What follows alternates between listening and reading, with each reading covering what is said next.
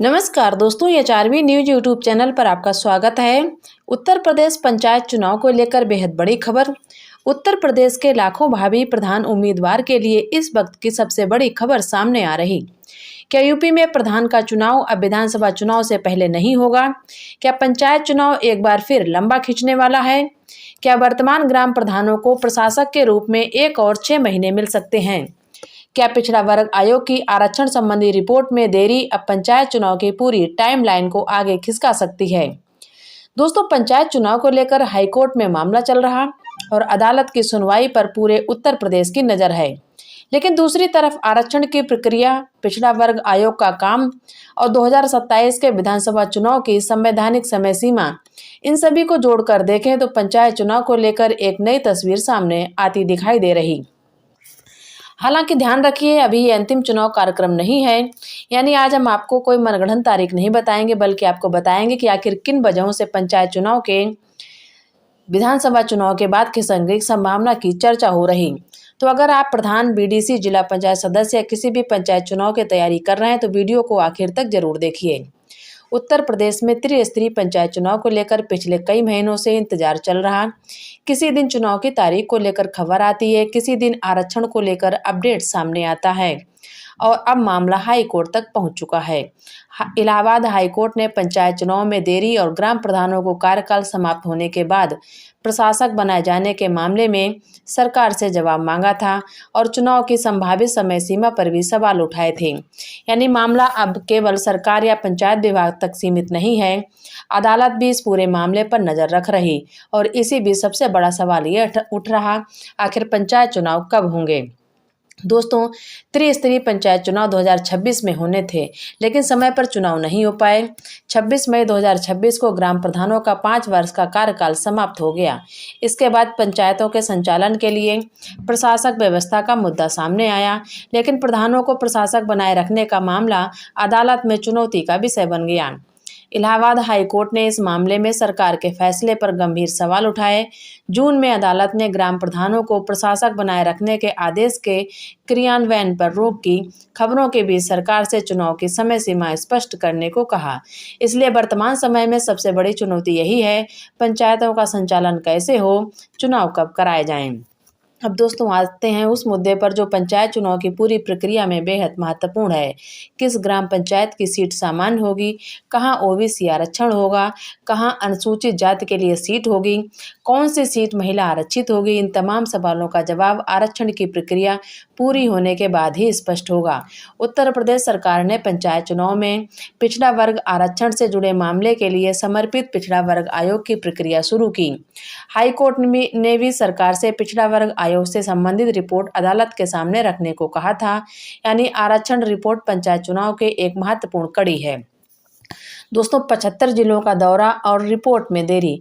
आयोग को अलग अलग जिलों में जाकर जानकारी जुटानी है, यानी ये काम सिर्फ लखनऊ में बैठकर पूरा होने वाला नहीं, जिलों में जाना होगा, जानकारी जुटानी होगी, स्थानीय परिस्थितियों को समझना होगा और उसके बाद रिपोर्ट तैयार करनी होगी। अगर ये रिपोर्ट नवंबर-दिसंबर के आसपास आती है तो उसके बाद भी चुनाव कराने की प्रक्रिया पूरी करनी होगी। यही वो बिंदु है जहाँ से पंचायत चुनाव को विधानसभा चुनाव से पहले कराने को लेकर सवाल खड़े हो रहे। दोस्तों, अब इस पूरे मामले की सबसे महत्वपूर्ण कड़ी आपको समझाते हैं।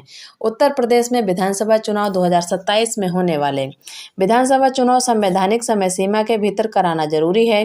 अब अगर पंचायत आरक्षण की रिपोर्ट नवंबर या दिसंबर के आसपास आती है, उसके बाद विधानसभा चुनाव की तैयारियां तेज हो जाती हैं, तो प्रशासन के सामने विधानसभा चुनाव की प्रक्रिया भी होगी और पंचायत चुनाव की तैयारी भी। इसी वजह से यह संभावना जताई जा रही है कि पंचायत चुनाव विधानसभा चुनाव के बाद तक जा सकते हैं। लेकिन यहाँ पर एक बात साफ कर दूं, ये अभी संभावना है, आधिकारिक घोषणा नहीं। राज्य निर्वाचन आयोग की वेबसाइट पर पंचायत चुनाव 2025-26 से संबंधित सेक्शन और 26 की पंचायत मतदाता सूची से जुड़ी व्यवस्था अभी मौजूद है।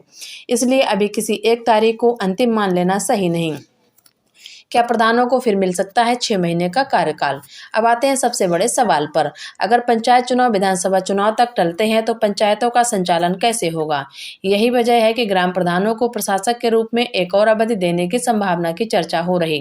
लेकिन ध्यान रखिए, इसका मतलब ये नहीं कि प्रधानों का 6 महीने का कार्यकाल आधिकारिक रूप से बढ़ चुका है। प्रधानों को प्रशासक बनाए जाने का मामला पहले से ही न्यायिक जांच के दायरे में है।